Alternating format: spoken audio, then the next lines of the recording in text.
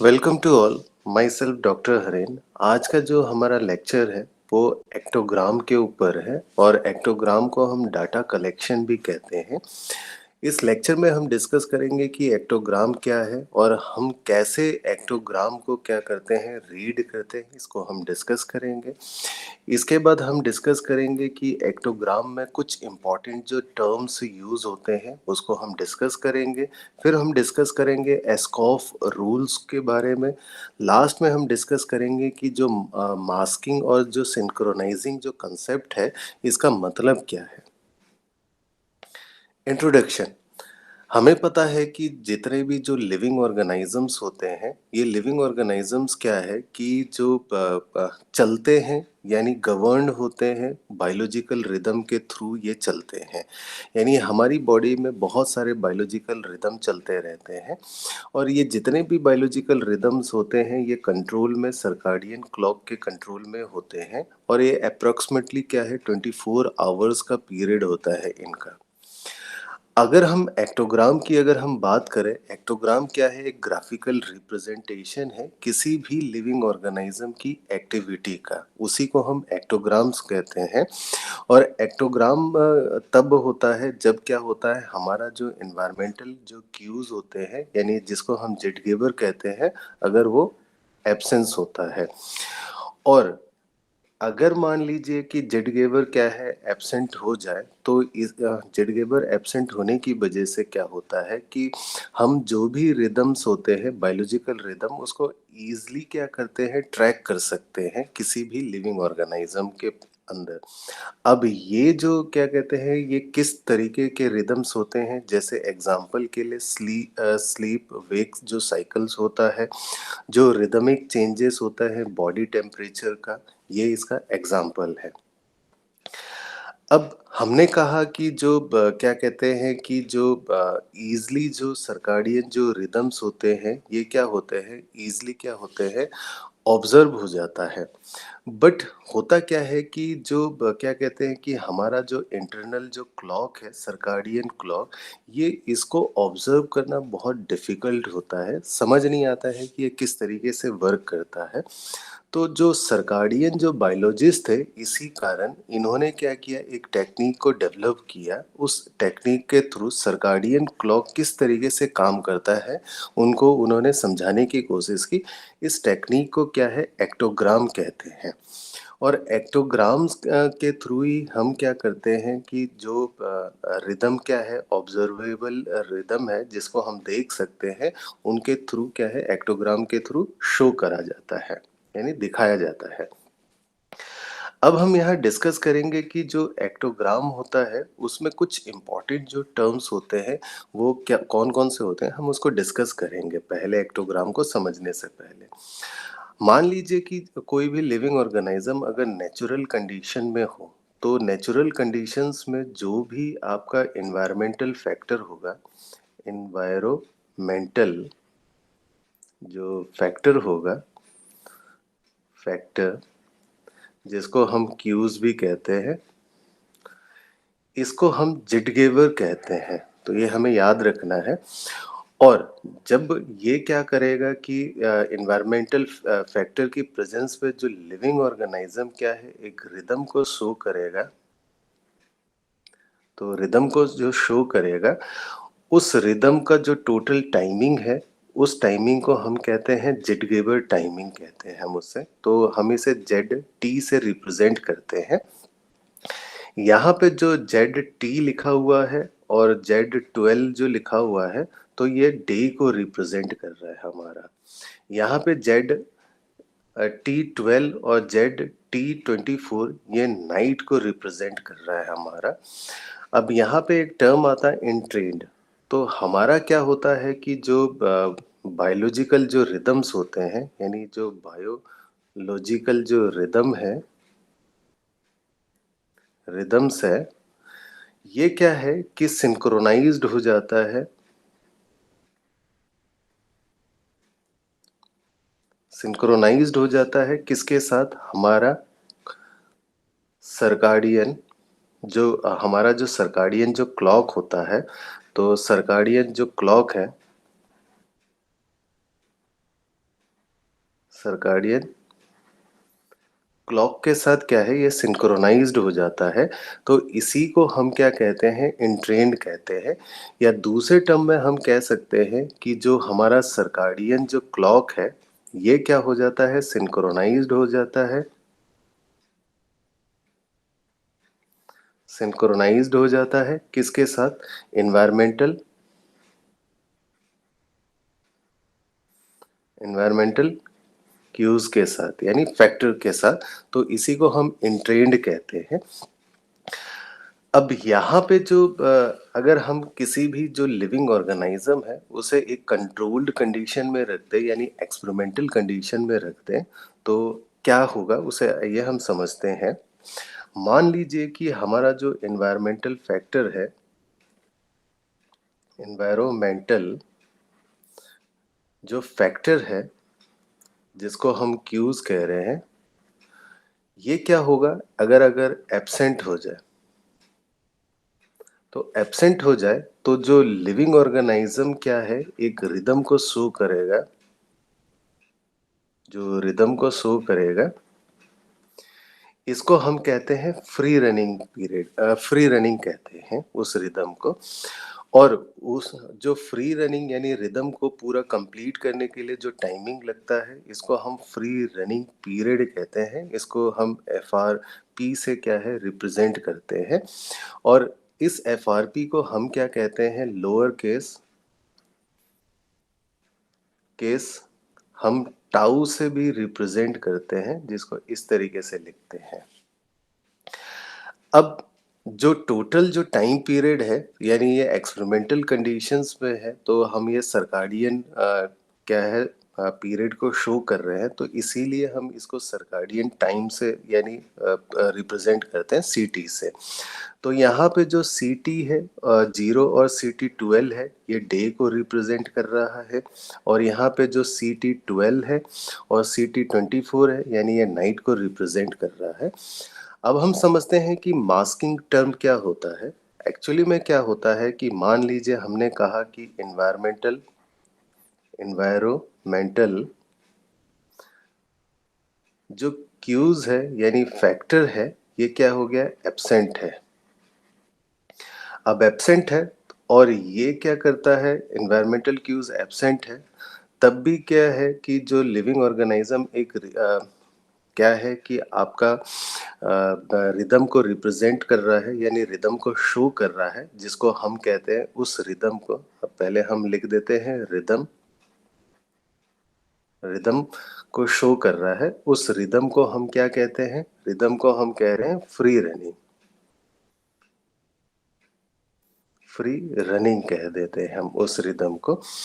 अब ये जो रिदम क्या होता है कि हमारा ये जो फ्री रनिंग रिदम है, ये क्या है कि अगर ये फ्री रनिंग रिदम क्या हो सकता है कि एनवायरमेंटल क्यूज के साथ क्या हो सकता है, सिंक्रोनाइज्ड हो सकता है। तो हम यहाँ लिखते हैं सिंक्रोनाइज्ड हो सकता है। अब अगर ये फ्री रनिंग पीरियड के साथ सिंक्रोनाइज्ड हो, फ्री रनिंग पीरियड के साथ एनवायरमेंटल क्यूज क्या है, सिंक्रोनाइज्ड हो सकता है, बट क्या है कि इसका जो इंटरनल क्लॉक है, इंटरनल जो क्लॉक है, वो क्लॉक क्या है, सिंक्रोनाइज नहीं होता है, सिंक्रोनाइज नहीं होता, तो हम इसे लिख देते हैं नॉट सिंक्रोनाइज।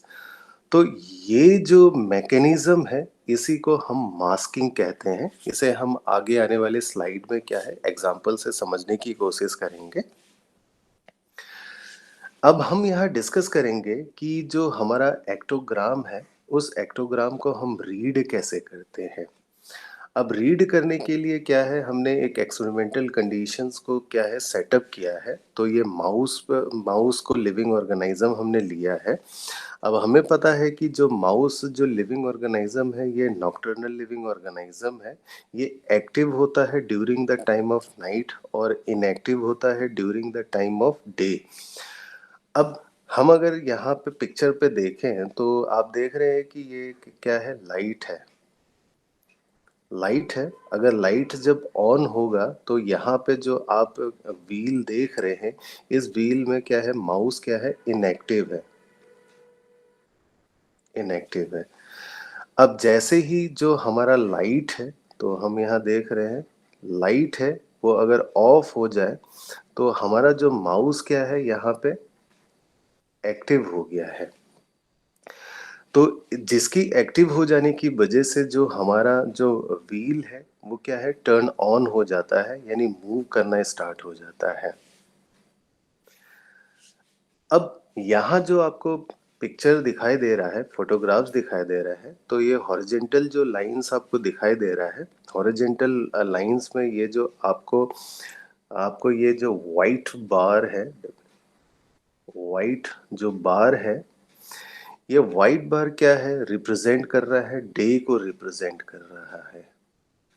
डे को रिप्रेजेंट कर रहा है, जिसको हम क्या लिखेंगे, L12 लिख देते हैं। L यानी लाइट। इसके बाद ये जो आपका क्या है, ब्लैक,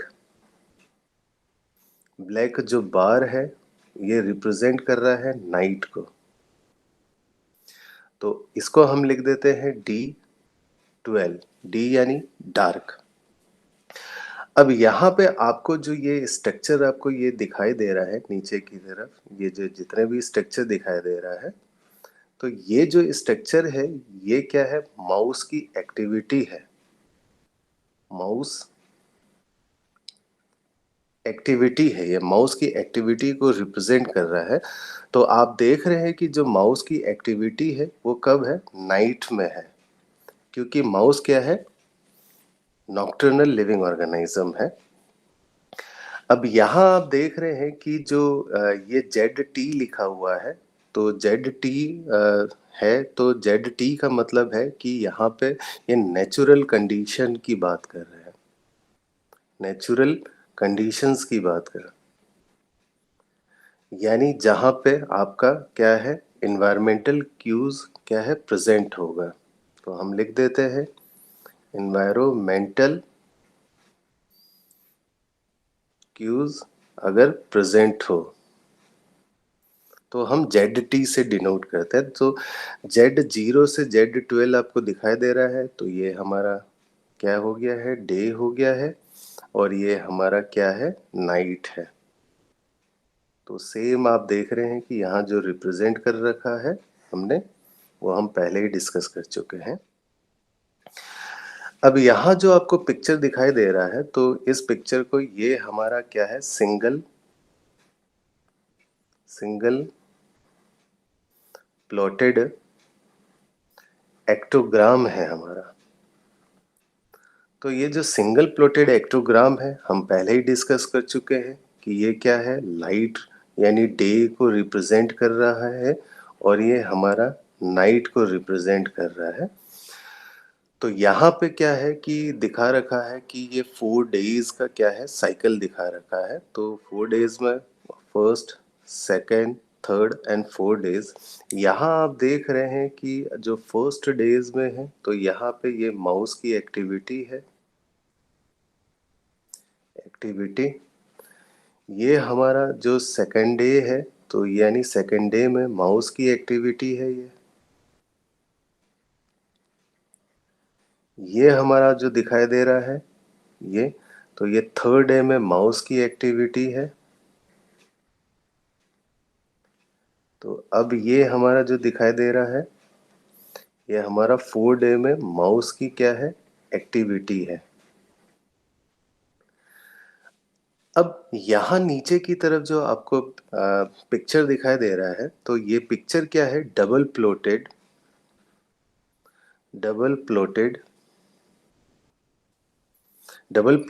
एक्टोग्राम है। ये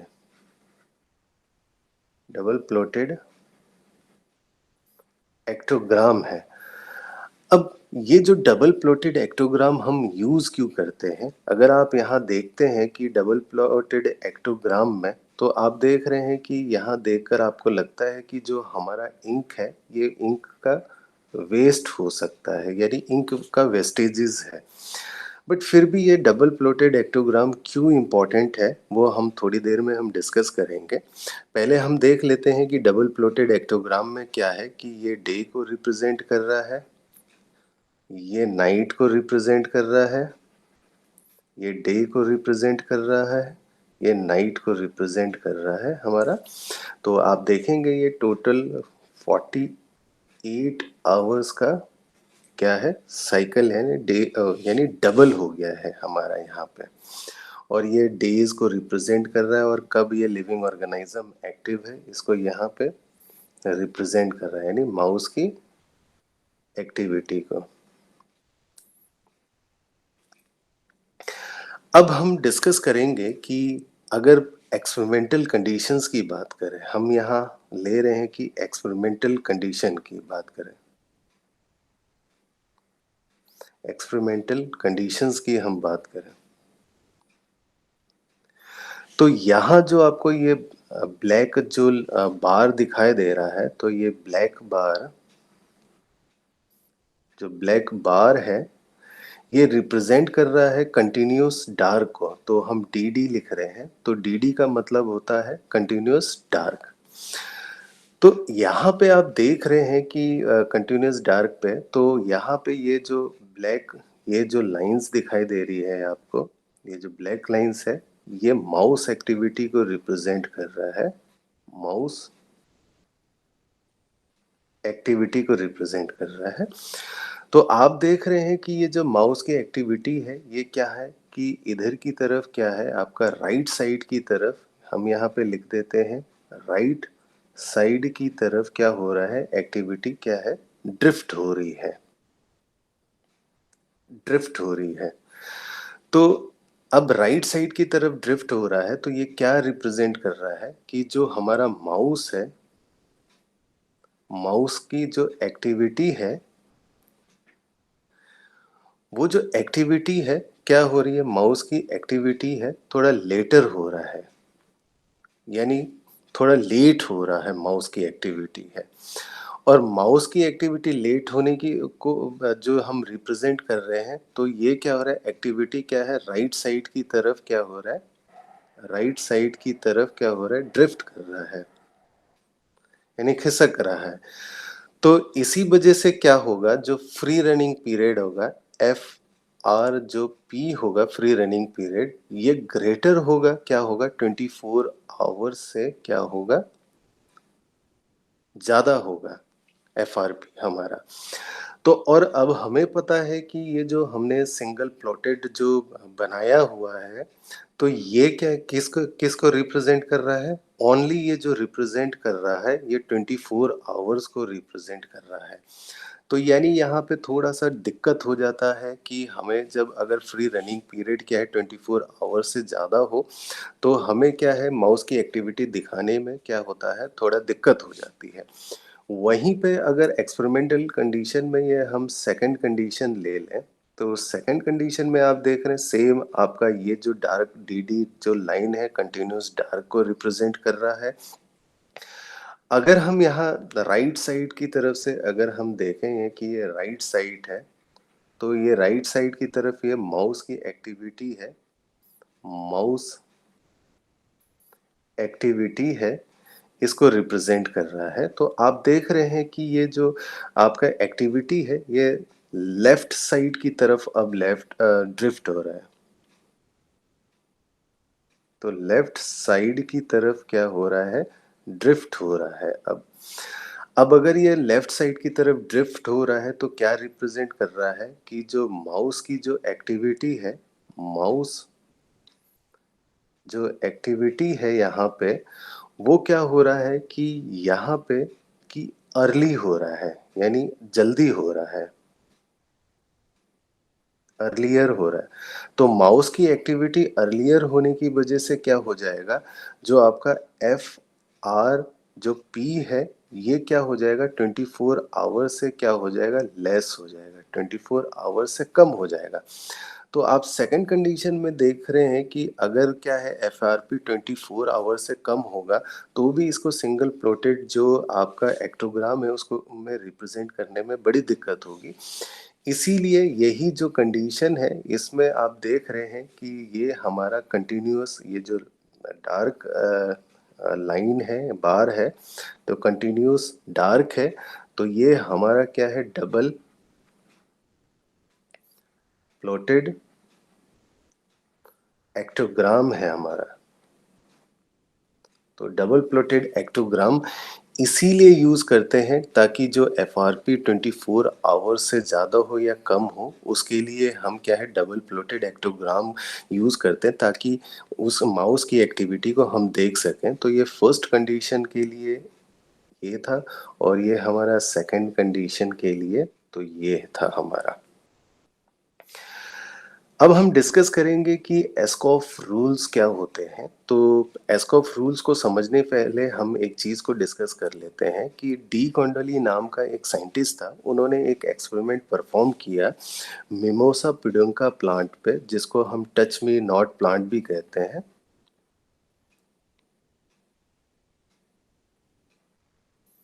टच मी नॉट प्लांट भी हम कहते हैं उसको। वो जो प्लांट था, डी कॉन्डली ने क्या किया, उसे कांस्टेंट लाइट पे रख दिया। अब कांस्टेंट लाइट पे रखने की वजह से क्या था, जो मिमोसा जो पिडंका जो प्लांट था, वो क्या था, 22.4 आवर में एक साइकिल को कंप्लीट करता था। तो यानी ये जो 24.5 आवर्स है, ये इसका FRP है, यानी फ्री रनिंग पीरियड है इस प्लांट का। वहीं पे अगर हम ह्यूमंस पे अगर एक्सपेरिमेंट करें, तो ह्यूमन में जो FRP होता है डिफरेंट कंडीशन पे क्या है, 24.2 आवर्स का दिखाई दे रहा है। तो ये FRP क्या है, 24.2 आवर्स का है डिफरेंट कंडीशन में। अब आप देख रहे हैं कि जो FRP है, डिफरेंट लिविंग ऑर्गेनिज्म में डिफरेंट कंडीशन में अलग अलग FRP आते हैं। इन्हीं कंडीशन को देखकर एस्कॉफ ने कुछ रूल्स दिए गए थे। तो एस्कॉफ ने कुछ रूल्स दिए था, उन्हीं में से जो एस्कॉफ का जो फर्स्ट रूल था, उनका ये कहना था कि जो नॉक्टर्नल लिविंग ऑर्गेनिज्म है, उनका जो FRP है वो लेस होता है 24 आवर्स से। अगर उनको कांस्टेंट डार्क कंडीशन में रख दिया जाए, तो यानी ये एक्सपेरिमेंटल कंडीशंस की बात कर रहे हैं। यहाँ पे क्या है कि एनवायरोमेंटल जो क्यूज है वो एब्सेंट है, और हम कंटिन्यूस क्या है, डार्क क्या है, प्रोवाइड करा रहे हैं नॉक्टर्नल लिविंग ऑर्गेनिज्म को। उनका जो FRP है वो क्या है, यहाँ पे लेस है, 24 आवर से लेस होता है। क्यों? क्योंकि जो ये नॉक्टर्नल लिविंग ऑर्गेनिज्म है, ये क्या है कि जल्दी क्या है, एक्टिव हो जाते हैं, यानी एक्टिव एक्टिव अर्लियर, यानी बहुत जल्दी एक्टिव हो जाते हैं। इसीलिए जो FRP है वो क्या हो जाता है, आपका कम हो जाता है 24 आवर्स से। उसके बाद एस्कॉफ ने क्या है, सेकंड रूल दिया है। उन्होंने कहा कि जो डायरोनल लिविंग ऑर्गेनिज्म है, डायरोनल लिविंग ऑर्गेनिज्म का जो FRP है, ये हमेशा क्या होता है, 24 आवर्स से क्या होता है, ज़्यादा होता है, अगर हम उसे कांस्टेंट क्या है, डार्क कंडीशन में रखें। इसका रीज़न ये होता है कि जो आपका जो डायरोनल लिविंग ऑर्गेनिज्म है, ये इसकी जो एक्टिविटी है, यानी एक्टिव जो होता है, ये क्या है, लेटर होता है, यानी लेट से वो अपने एक्टिविटी को शो करता है। इसीलिए ये क्या है, 24 आवर्स से ज़्यादा इसका FRP होता है। ये सेकंड रूल था। एस्कॉफ का जो थर्ड रूल था, उनका ये कहना था कि अगर हम लाइट की इंटेंसिटी को इंक्रीज कर दें, यानी कांस्टेंट अगर लाइट दे, तो एल डबल एल जो ये रिप्रेजेंट कर रहा है, कांस्टेंट लाइट को रिप्रेजेंट कर रहा है। अगर हम नॉक्टर्नल लिविंग ऑर्गेनिज्म को कांस्टेंट लाइट कंडीशन में रखें, तो जो उनका जो FRP है वो क्या हो जाता है, इंक्रीज हो जाता है। अब FRP इंक्रीज होने का रीजन क्या है, सेम इंक्रीज है कि इनकी जो एक्टिविटी है ये क्या हो जाता है, लेटर, यानी लेट से स्टार्ट होता है। अब वहीं पे एस्कॉफ का जो 4th रूल था, उनका ये कहना था कि अगर हम लाइट की इंटेंसिटी को इंक्रीज़ करें, यानी कांस्टेंट लाइट प्रोवाइड कराएँ किसी भी डायurnal लिविंग ऑर्गेनिज़्म को, तो उनका जो एफआरपी है वो डिक्रीज़ हो जाता है। डिक्रीज़ होने का रीज़न क्या है कि जो डायurnal जो लिविंग ऑर्गेनिज़्म है, ये क्या हो जाता है, एक्टिव हो जाता है, अर्लियर हो जाता है। यानी वो जल्दी से एक्टिव हो जाते हैं। तो इसीलिए जो एफआरपी है वो डिक्रीज़ होता है। तो ये हमारा एस्कॉफ का रूल्स था। अब हम डिस्कस करेंगे कि जो कंसेप्ट है, मास्किंग कंसेप्ट को और सिंक्रोनाइजिंग कंसेप्ट को हम यहाँ डिस्कस करेंगे।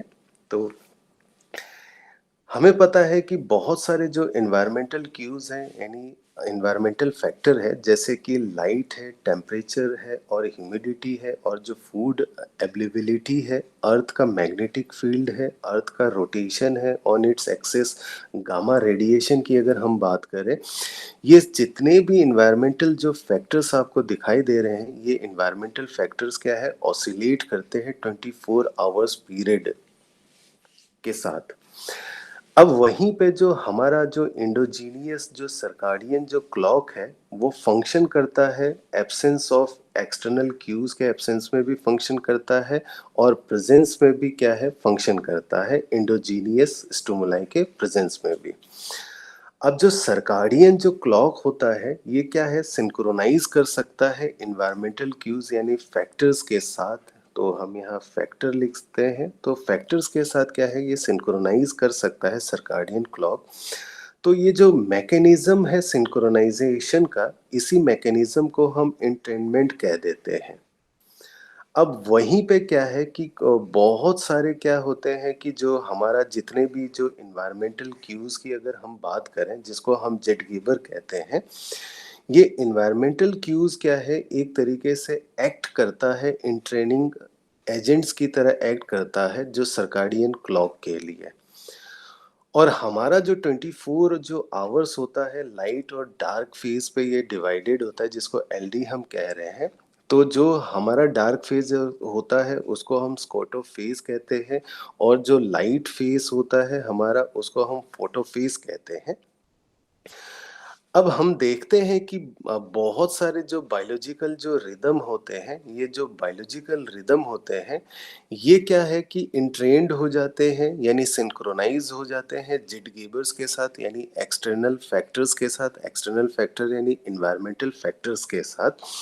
बट जो उनका इंटरनल जो क्लॉक होता है, वो इंटरनल क्लॉक क्या होता है कि वो अफेक्टेड नहीं होता है, यानी कहने का मतलब है, हम कह सकते हैं कि ये सिंक्रोनाइज नहीं होता है। जो ये जो फिनोमेना है, इसी को हम मास्किंग कहते हैं। हम इसे एक एग्जाम्पल से समझते हैं। आप यहाँ देखिएगा कि ये क्या है कि आपका, हम देखें कि ये जो एक लाइट है हमारा, लाइट है, जब ये लाइट ऑफ हो रहा है, तो जो यहाँ पे माउस आप देख रहे हैं, ये कि माउस क्या है, एक्टिव है। अब वहीं पे जो अगर लाइट क्या हो गया, लाइट ऑन हो गया है, तो यहाँ पे माउस क्या हो गया है, इनएक्टिव हो गया है। तो हमारा माउस इनएक्टिव हो गया। तो ये दो कंडीशन है। तो अब हम यहाँ देख रहे हैं कि जो लाइट जो यहाँ पे जो हमारा ऑन हो गया है, तो ये जो लाइट ऑन हो गया है, तो माउस क्या कर रहा है कि ये कि सिंक्रोनाइज कर गया है एक्सटर्नल एनवायरनमेंट के साथ। बट वहीं पे हम देख रहे हैं कि जो माउस का जो बॉडी टेम्परेचर है, माउस का जो बॉडी टेम्परेचर है, वो क्या हो रहा है, अप और डाउन हो रहा है टाइमिंग के अकॉर्डिंग।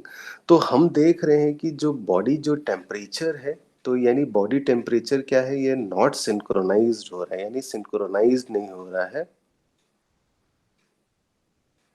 सिंक्रोनाइज नहीं हो रहा।